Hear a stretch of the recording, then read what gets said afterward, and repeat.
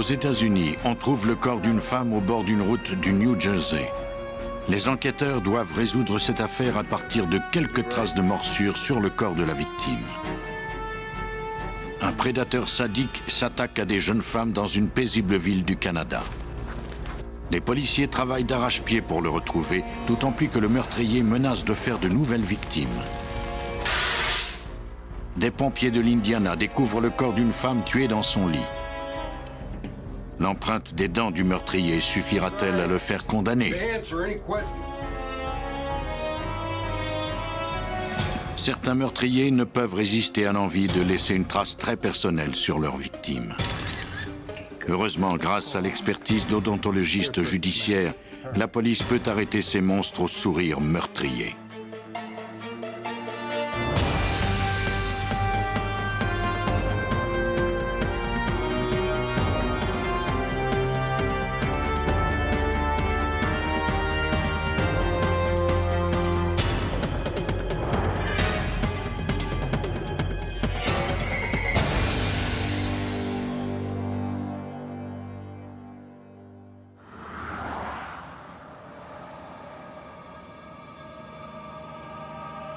Dans cette émission, certains noms ont été changés. Peu après minuit, le 12 août 1994, on dépêcha des policiers de Woodbridge au New Jersey, dans un secteur isolé près de la route numéro 1. Melissa Padilla, 25 ans, à moitié nue et battue, avait été trouvée assassinée, gisant à l'intérieur d'un tuyau de béton. Les techniciens en scène de crime commencèrent à fouiller les lieux à la recherche d'indices. Ils trouvèrent éparpillés autour du corps de nombreux articles d'épicerie achetés depuis peu. Il y avait également un billet d'$1 taché de sang et quelques mégots de cigarettes qui permettraient peut-être d'obtenir un code génétique. On trouva le short déchiré de la victime taché de sang pas très loin. Une des poches contenait encore le reçu d'épicerie sur lequel était indiqué 23h29. Pendant que les techniciens poursuivaient leurs recherches, le petit ami de Melissa, Hector Gonzalez, qui avait trouvé le corps, fut conduit au poste pour un interrogatoire. Il ignorait qui avait pu en vouloir à la vie de cette mère dévouée de 4 enfants. Hector déclara qu'après avoir couché ses enfants vers 23h, Melissa était partie faire quelques courses à l'épicerie. Il avait accepté de rester chez elle pour surveiller les enfants. Elle devait revenir dans moins d'une demi-heure.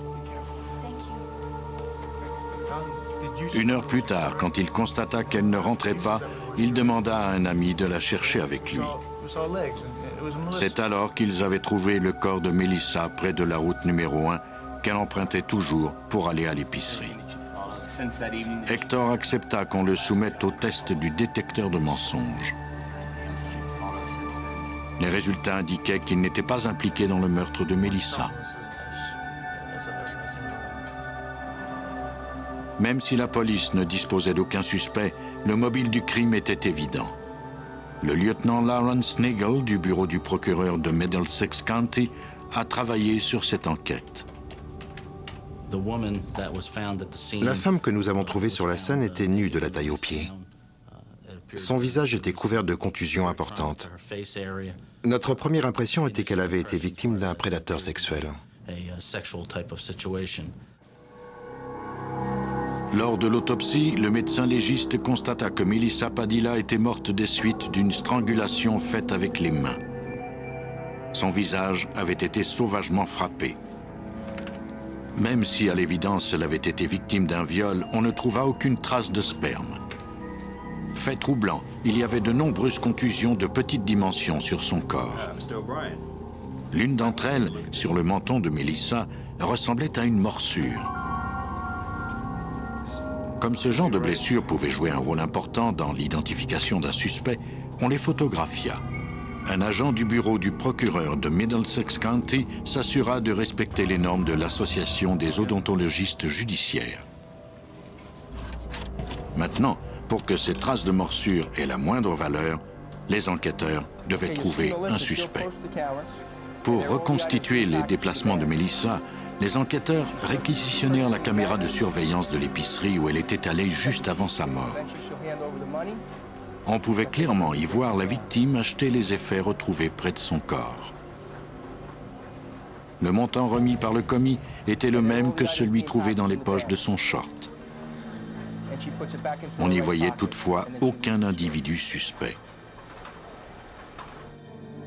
L'analyse des éléments recueillis sur la scène du crime ne produisit pas de résultats intéressants. Bien qu'il y ait présence d'ADN sur les mégots de cigarettes, il n'y avait aucun moyen de savoir qui les avait jetés là, ni quand. De plus, toutes les traces de sang provenaient des blessures de Melissa. On chercha également des traces d'empreintes du meurtrier, mais sans succès. En dépit du manque d'indices prometteurs, la trace de morsure donnait un aperçu de la violence de l'agresseur. Thomas Capsack, l'assistant du procureur du bureau du Middlesex County, participait à cette enquête. La nature du crime suggérait que le meurtrier avait eu un accès de colère. La victime avait été brutalisée, elle avait beaucoup souffert. Lorsqu'il l'a mordue au menton, l'agresseur la regardait sans doute droit dans les yeux et il lui faisait sciemment mal.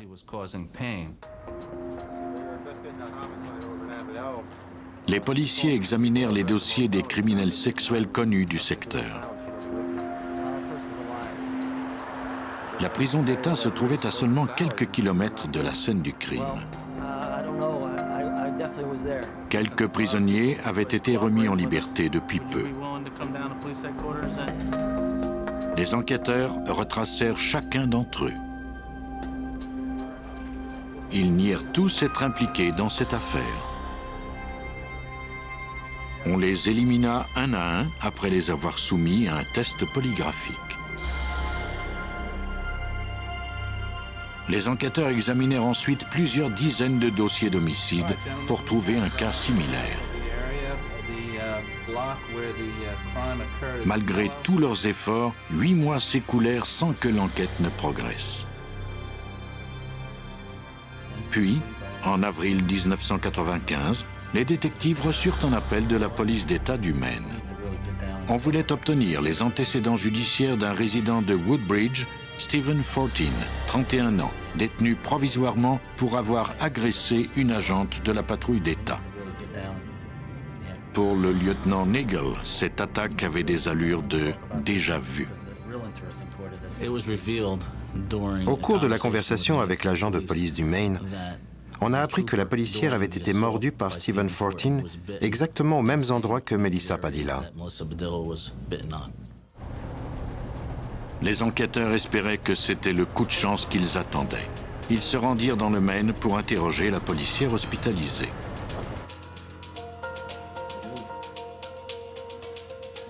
Ils remarquèrent immédiatement la trace de morsure au menton de la victime à l'endroit précis où l'on avait mordu Melissa. La policière, qui n'était pas en service au moment de l'attaque, leur raconta qu'elle avait aperçu une voiture garée au bord d'une route dans le sens contraire de la circulation. Elle se rendit à la voiture. Le conducteur lui dit qu'il avait des ennuis mécaniques. Elle s'aperçut qu'il sentait l'alcool.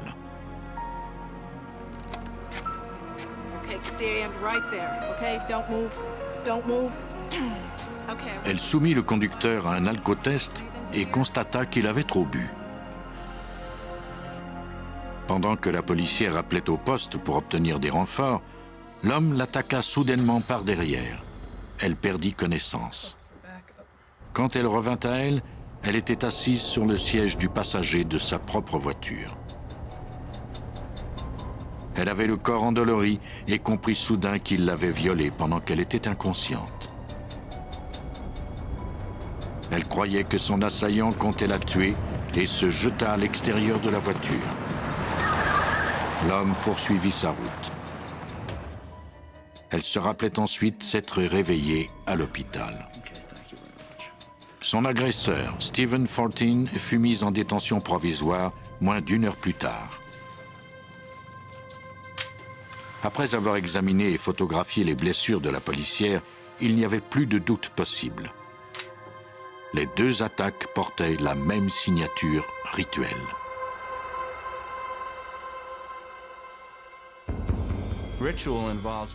Par rituel, on entend qu'il obtenait une gratification sexuelle en commettant son crime. Dans ce cas-ci, le rituel correspondait à la signature, c'est-à-dire les coups portés aux yeux, au nez, ainsi que la morsure au menton.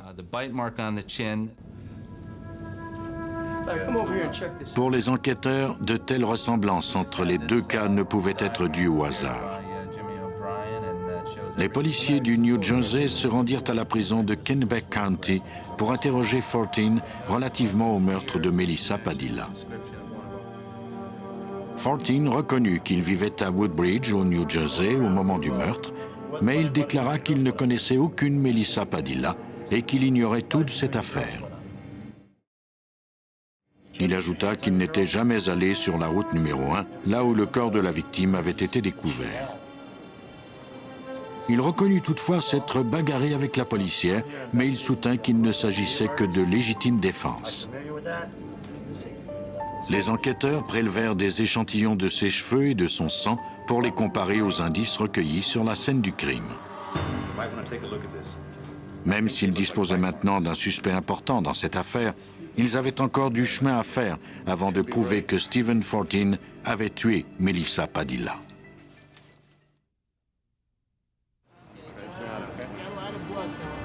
À Woodbridge, au New Jersey, l'enquête sur le meurtre violent de Melissa Padilla, 25 ans, ne reposait que sur une trace de morsure.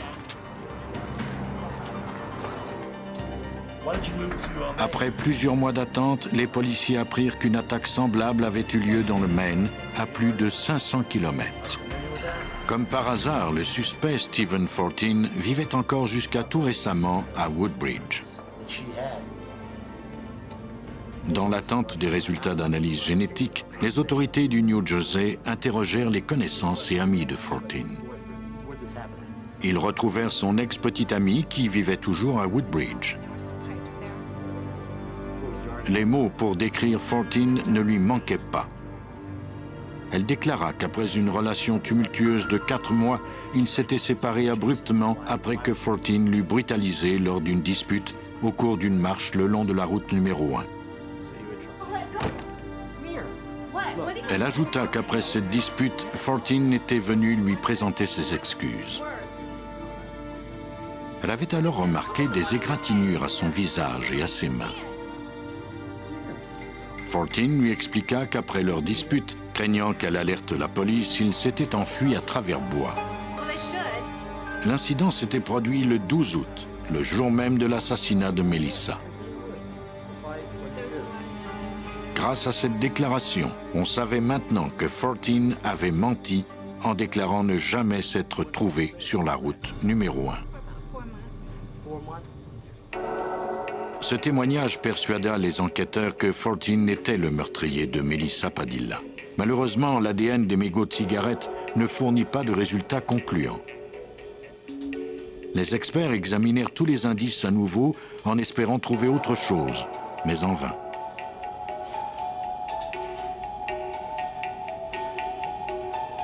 Pour eux, seules les traces de morsures pouvaient prouver l'implication de Stephen Fortin dans le meurtre de Melissa Padilla.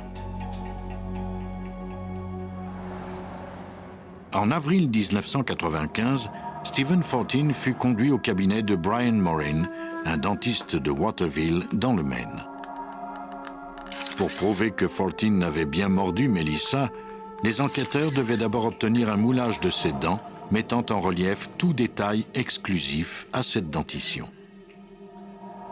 Puis, on photographia la dentition, une règle graduée au millimètre près juste à côté, pour pouvoir la comparer à la blessure de la victime.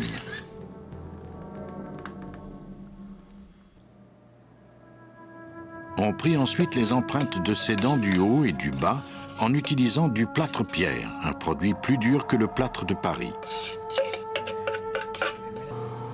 Une fois les moulages durcis, Morin élimine tout matériau excédentaire, ce qui permet aux analystes de discerner les caractéristiques uniques des dents. Pour procéder à leur analyse, les experts n'avaient besoin que des moulages et des photographies grandeur nature. Tom Richardson, odontologiste judiciaire à Portland, dans le Maine, nous explique comment il procède. Nous disposons d'un moulage des dents de l'individu, ce qui nous donne leur forme précise et leur taille. Nous disposons également des photos à l'échelle de la personne qui a été mordue. Nous superposons les moulages aux blessures sur la photo. Nous pouvons ainsi voir s'il y a concordance ou non.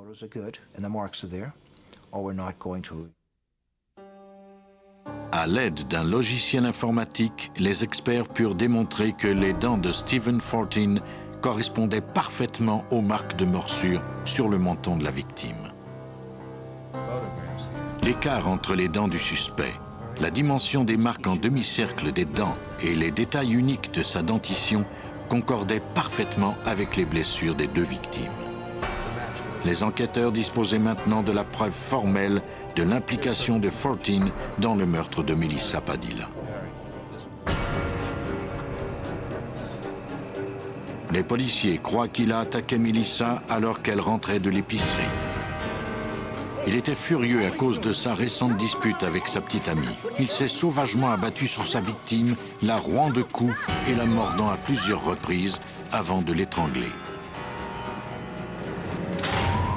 En février 2001, il a été condamné à mort au New Jersey pour meurtre et agression sexuelle grave sur la personne de Melissa Padilla. Il a également plaidé coupable des charges qui pesaient contre lui pour l'agression et le viol d'une policière du Maine. Il a été condamné à une peine maximale de 20 ans d'emprisonnement pour ce crime. Stephen Fortin éprouvait du plaisir à faire subir à ses victimes de brutaux rituels. À 5000 km du New Jersey, au Canada, dans une paisible banlieue de Vancouver, un tueur prenait un plaisir pervers à se moquer des détectives à sa poursuite. Abbotsford, en Colombie-Britannique, le 14 octobre 1995.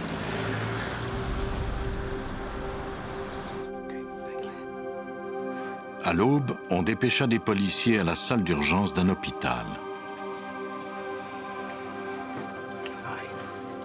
Melissa Connor, 16 ans, se remettait d'une violente attaque survenue quelques heures plus tôt. Melissa déclara aux policiers que son amie Tracy Sawyer et elle se rendaient à une fête quand un homme, un bâton de baseball à la main, était sorti des buissons et s'était attaqué à elle. Au cours de la lutte, Melissa avait reçu un coup et s'était évanouie. Quand elle reprit conscience, Tracy et l'assaillant avaient disparu. Même si les détails de l'attaque étaient confus, Melissa était certaine de n'avoir jamais vu l'homme auparavant.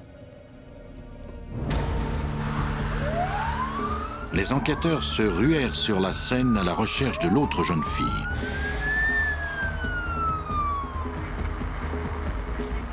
Un seul indice témoignait de l'attaque. La boucle d'oreille de Tracy.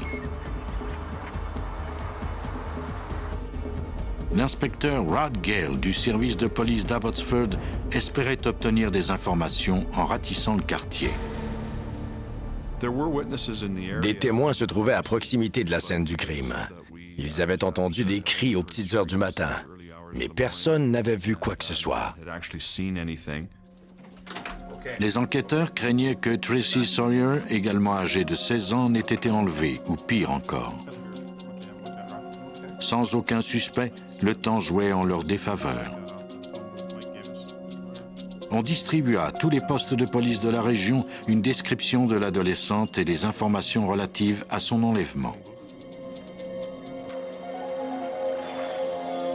Quelques heures plus tard, un homme qui pêchait à la rivière Vedder remarqua quelque chose sur la rive. En se rapprochant, il comprit avec horreur que c'était un cadavre humain.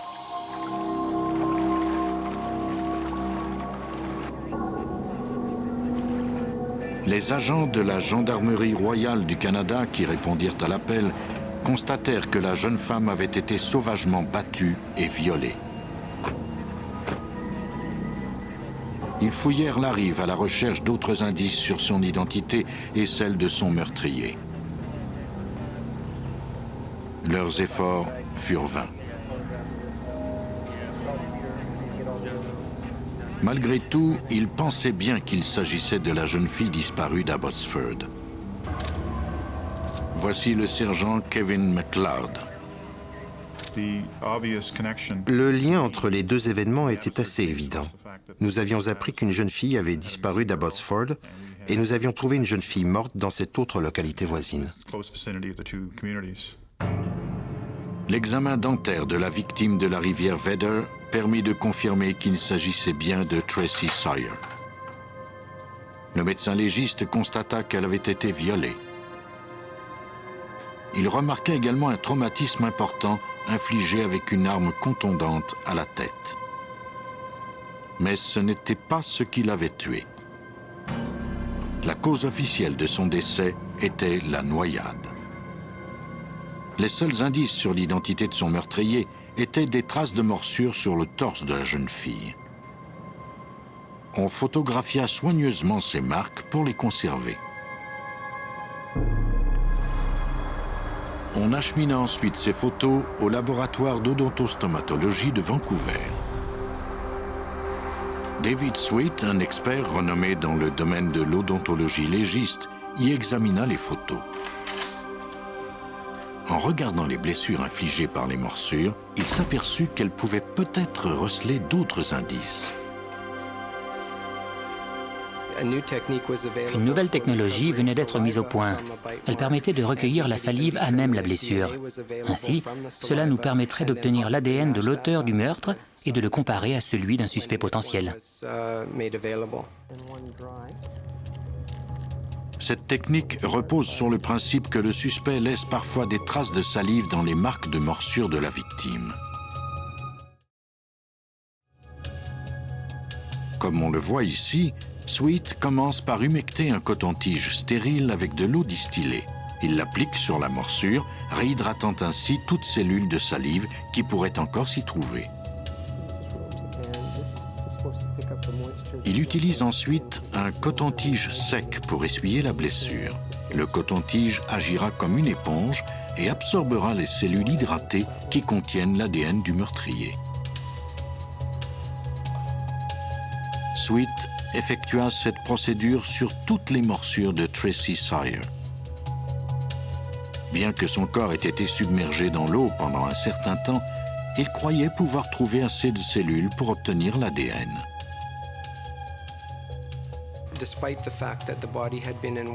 Le corps avait séjourné dans l'eau, mais la salive est un liquide collant qui adhère à la peau.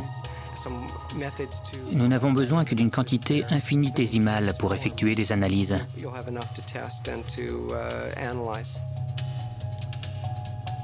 Le test fut concluant. On retrouva des traces de l'ADN du meurtrier. Maintenant, pour que cet indice soit valable, les enquêteurs devraient identifier un suspect.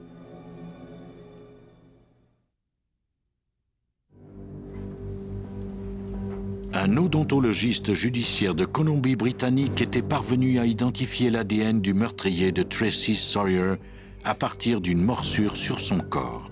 Pour que cet indice ait la moindre utilité, les policiers d'Abbotsford devaient maintenant trouver un suspect. Ils rencontrèrent les parents de la victime. Selon eux, leur fille sortait avec sa meilleure amie le soir de sa disparition. Melissa Connor et elle se rendaient à une fête chez des amis du quartier. Elles avaient promis de rentrer tôt. Tracy semblait très heureuse à l'idée d'aller à cette fête.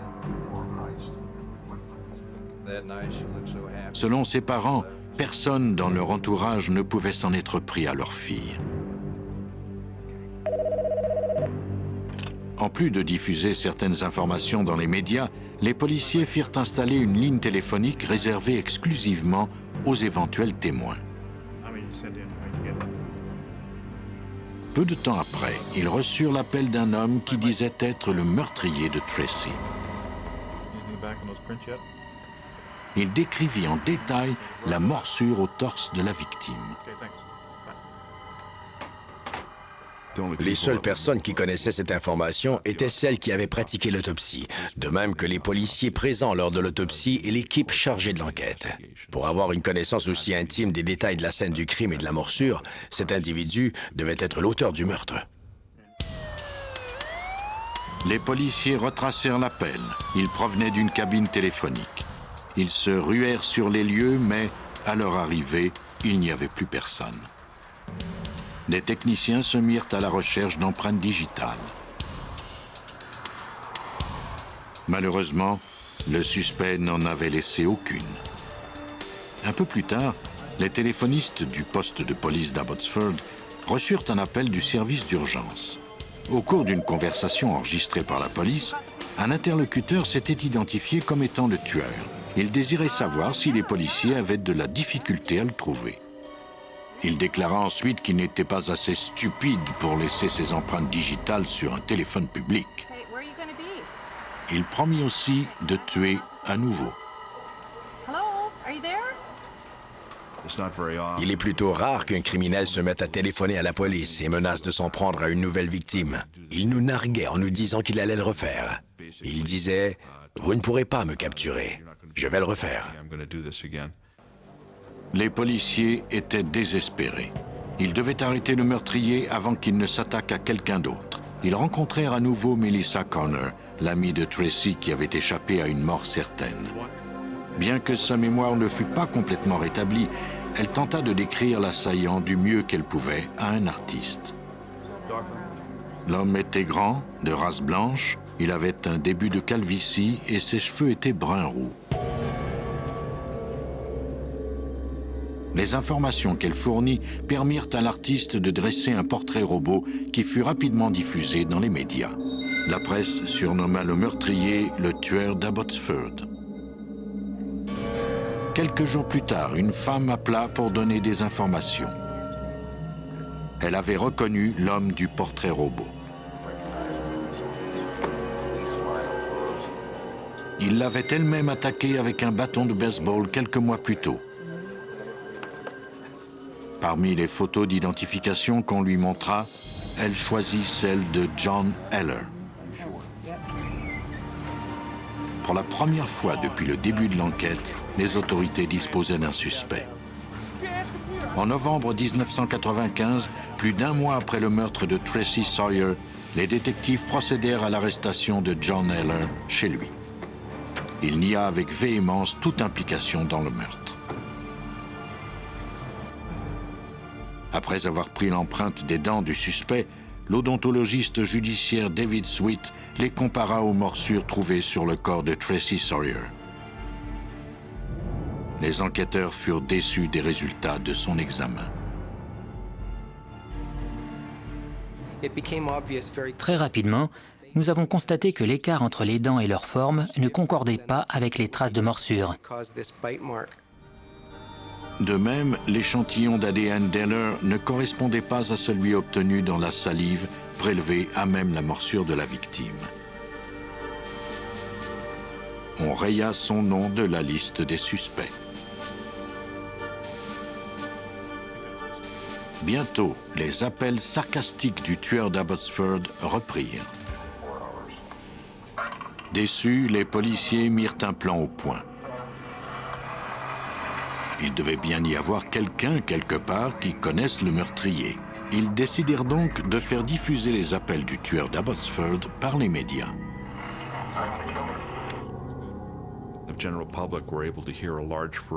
Le public a ainsi pu entendre toutes les particularités de la voix de l'individu qui nous appelait. C'était notre objectif. Les gens pouvaient également écouter l'enregistrement autant de fois qu'ils le souhaitaient en composant un numéro de téléphone relié au poste de police. Ce plan allait porter fruit. Une femme qui avait écouté l'enregistrement se présenta à la police. Elle avait reconnu la voix. Les détectives lui firent entendre l'enregistrement une autre fois. Elle déclara que la voix ressemblait à celle de Terry Driver. Elle n'avait aucun mal à le reconnaître puisque c'était la voix de son fils. Ce dernier possédait un balayeur d'ondes de la police et il s'en servait fréquemment à la maison. Les détectives vérifièrent rapidement les antécédents de Driver. Cet imprimeur de 32 ans n'avait pas de dossier criminel.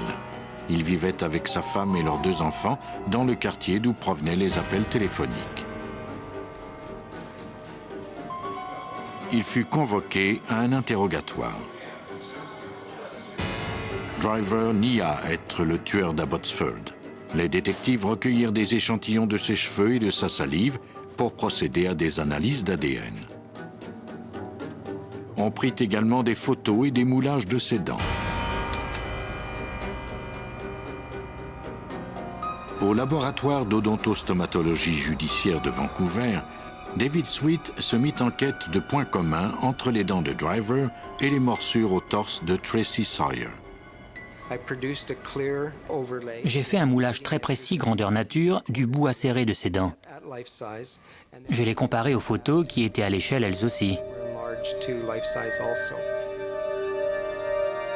David Sweet identifia suffisamment de caractéristiques uniques dans la dentition de Terry Driver pour en déduire qu'il s'agissait des dents qui avaient produit les marques de morsure sur le corps de Tracy Sawyer. Certaines de ses dents étaient ébréchées. De plus, d'autres dents étaient irrégulières, ou elles n'auraient pas dû se trouver là où elles étaient. Cela rendait sa dentition tout à fait unique. J'ai retrouvé les mêmes caractéristiques dans les morsures. Mais la preuve irréfutable fut sans contredit fournie par l'analyse génétique. L'ADN de Terry Driver était le même que celui que Sweet avait extrait des morsures. La technique utilisée a permis à la police d'identifier un tueur sadique.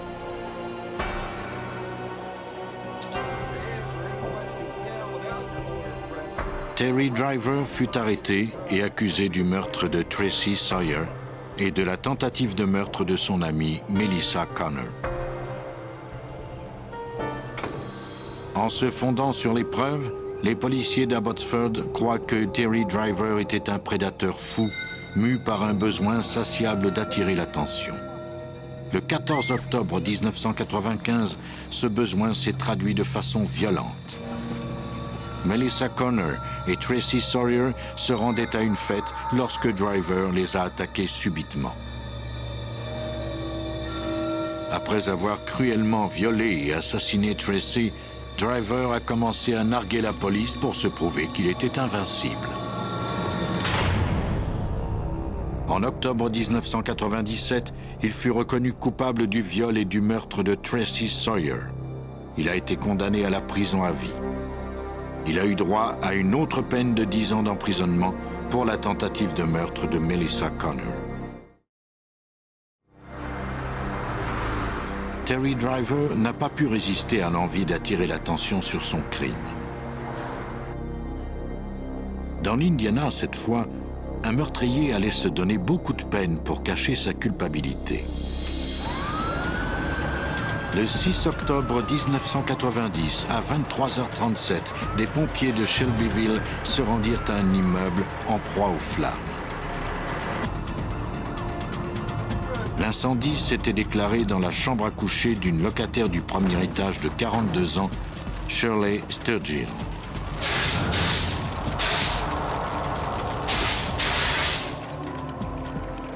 Après avoir éteint le feu dans le matelas, un des pompiers fit une découverte macabre. Le corps carbonisé d'une femme. Une forte odeur de combustible laissait présumer que l'incendie était d'origine criminelle.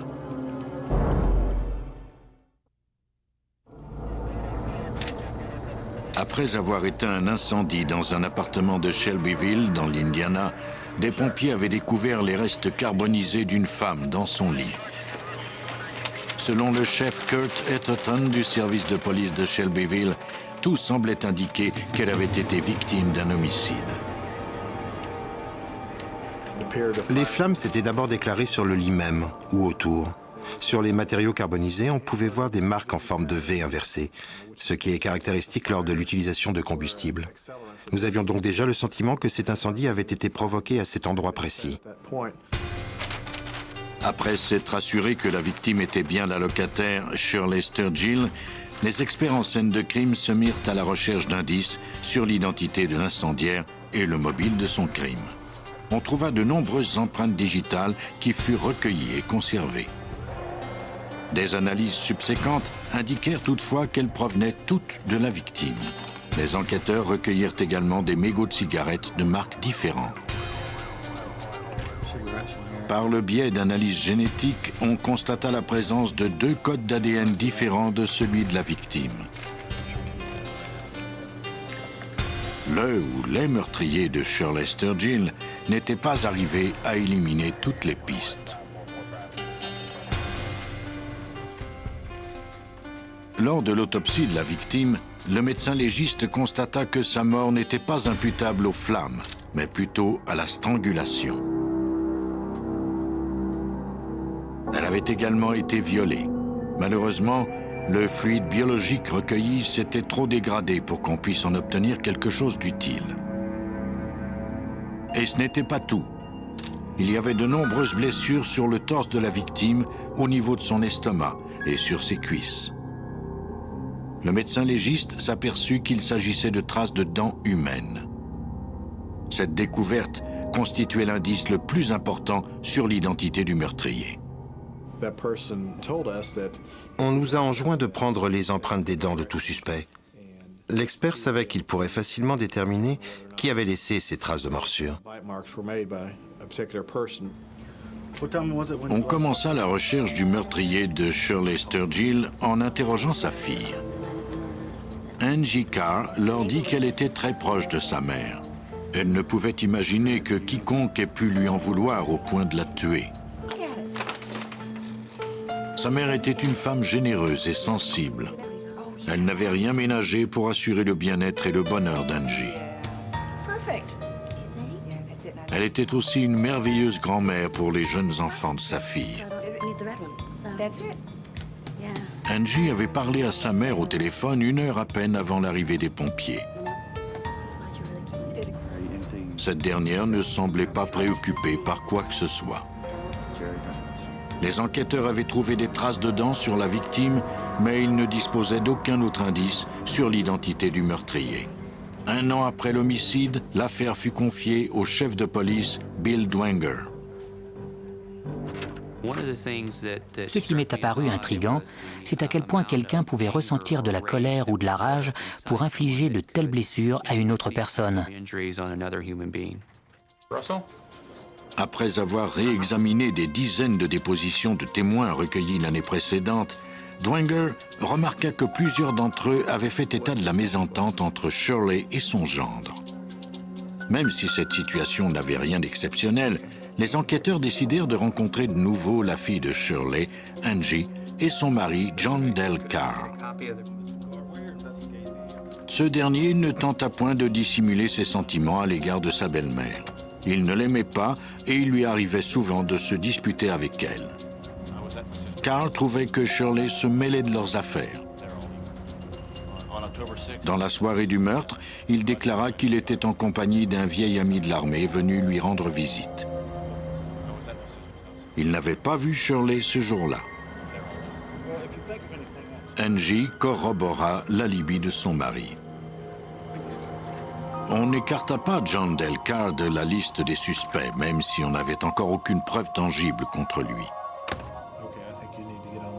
Mais 1 mois plus tard, les détectives apprirent qu'il avait été arrêté pour le meurtre d'une jeune femme dans le comté voisin de Hamilton. Il n'y avait aucune morsure sur le corps de la victime, mais elle avait été violée et étranglée exactement de la même façon que Shirley Sturgill. Les détectives de Shelbyville se rendirent à la prison d'État pour y rencontrer John Del Carr et obtenir des indices éventuels. Le suspect refusa de coopérer et de répondre à leurs questions. Après quelques formalités, les enquêteurs obtinrent l'autorisation de recueillir des échantillons de ses cheveux et de son sang en vue de comparer son ADN à celui des indices de l'appartement de la victime. Au laboratoire judiciaire, les experts constatèrent que le code génétique de John Del Carr était identique à celui laissé sur un des mégots de cigarettes de la chambre à coucher de Shirley. John Del Carr s'était donc trouvé dans l'appartement de la victime, ce qu'il avait pourtant nié auparavant. Ces preuves indirectes ne signifiaient pas nécessairement qu'il était son meurtrier, mais elles avaient un certain poids.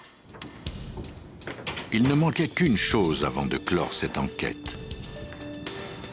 L'empreinte des dents du suspect et sa comparaison aux marques de morsure sur le corps de Shirley Sturgill. Jusqu'à maintenant, les enquêteurs n'avaient pas trouvé assez d'indices pour obliger le suspect à fournir l'empreinte de ses dents. Et pourtant, ils savaient que sans cette preuve, ils ne pourraient sans doute jamais le faire inculper. Le 3 août 1994, 4 ans après le meurtre, les enquêteurs eurent enfin un coup de chance. Angie Carr avait divorcé de son mari. Maintenant qu'il était derrière les barreaux, elle ne craignait plus de parler. Elle croyait que son ex-mari avait bel et bien tué sa mère. Elle reconnut avoir menti à la police auparavant par crainte de représailles envers ses enfants ou elle-même. Selon Angie, John était rentré très tard le soir du meurtre. Soudainement, il s'était emparé d'un fusil, l'avait pointé sur elle en lui disant qu'il avait fait du mal à sa mère. Il l'avait traînée de force dans la chambre des enfants, puis il l'avait menacée de la tuer, elle et leurs enfants, si elle révélait quelque chose à quiconque à ce sujet. Angie déclara aux policiers que John avait continué de lui faire les mêmes menaces au cours des mois suivants. Elle était persuadée qu'il n'hésiterait pas à les mettre à exécution. Je crois que la femme de John Carr était littéralement terrifiée par lui. Elle savait de quoi il était capable. Elle a fait ce qu'il fallait faire pour se protéger elle et ses enfants. C'était la chance que les détectives attendaient. Le témoignage d'Angie leur permit d'obtenir un ordre de la cour obligeant John Del Carr à se soumettre à un moulage de dents. Les enquêteurs contactèrent l'odontologiste John Kinney, l'assistant coroner de DuPage County, dans l'Illinois. On m'a demandé de me rendre à la prison d'État pour rencontrer Carr à l'infirmerie, de prendre l'empreinte de ses dents et de recueillir tout autre élément dont j'aurais besoin pour procéder à une comparaison. John Del Carr refusa obstinément de coopérer. Les enquêteurs demandèrent alors un nouvel ordre de la cour. Cette fois, on leur donna la permission de l'anesthésier pour obtenir les preuves requises.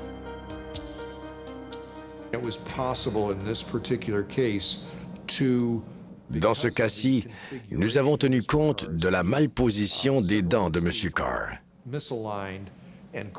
Ainsi, nous avons pu faire correspondre exactement l'empreinte et les marques de morsure.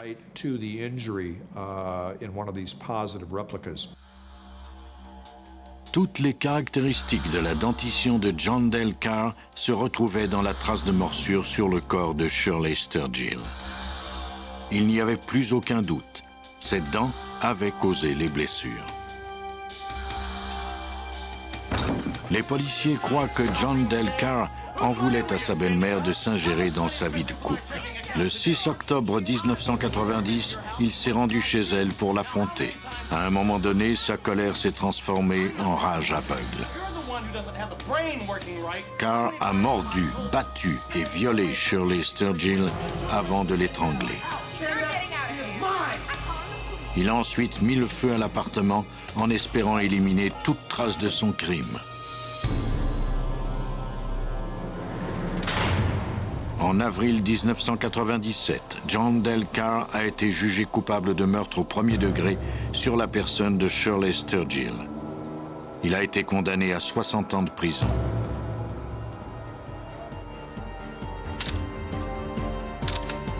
Certains meurtriers ne peuvent résister à l'envie de laisser une marque personnelle sur la victime. Quand les policiers ne disposent que de ces indices, ils font appel à des odontologistes pour retrouver ces monstres au sourire meurtrier.